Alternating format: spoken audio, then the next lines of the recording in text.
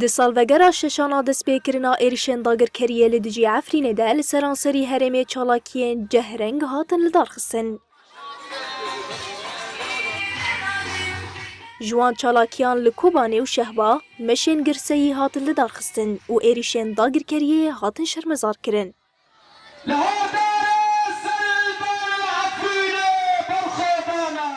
Bi sedan koçberên Efrînî û xelkên Şehba daketin qadan û meşeke girseyî lidarxistin.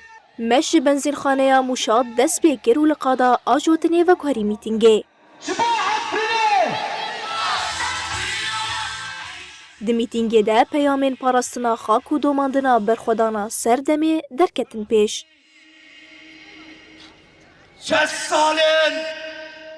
عفرینê tavî ku em dibînin wek eynî vê rojê çawa bi hejmareke girseyî medî yanê gelê Efrîn li ber xwe da demê ku mesela heftê û du tayare li ser gelê Efrîn herîmê Efrînê hata dagirkirin lê gel bi helwestê xwe bi her tiştekî medî çawa meselen konî bû ew berxwedaniya jendar Efrînê da خلالê pêncî heşt roja da meşandin azadkirina rêber av û azadkirina her herîmeke ku em dibînin hin koçberî de derbas dibe ew cih were rêzgar kirin. Ez koçberek Efrînî me em hîrû derketine ji bo ku em dengê xwe bi hemû deverên cîhanê gînin em ti jarî destê xwe ji Efrînê bernadin.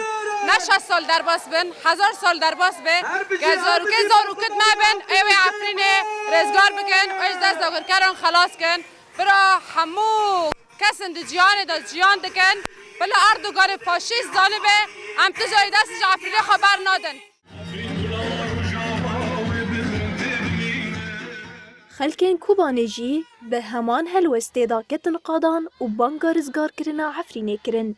Me ji qada Şehîd Egî dest pê kir û li qada jina azad veguherî mîtîngê.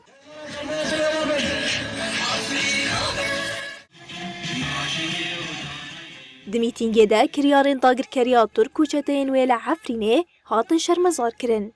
Xelkên Kobanê di dawiyê de banga rizgarkirina Efrînê kirin.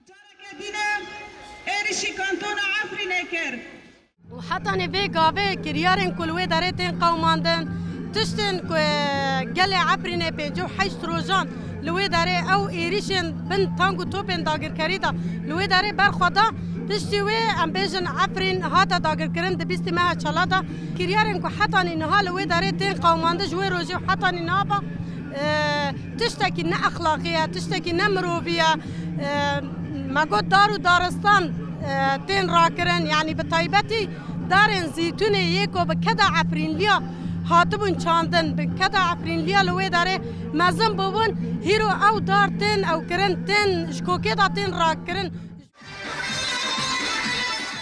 وکه ایروش بریا 6 سالان êrişên dagirkeriyê dest pê kir û heta roja îro peyama gelê berxwedêr nehatiye guhertin û her rizgarkirina Efrînê ye.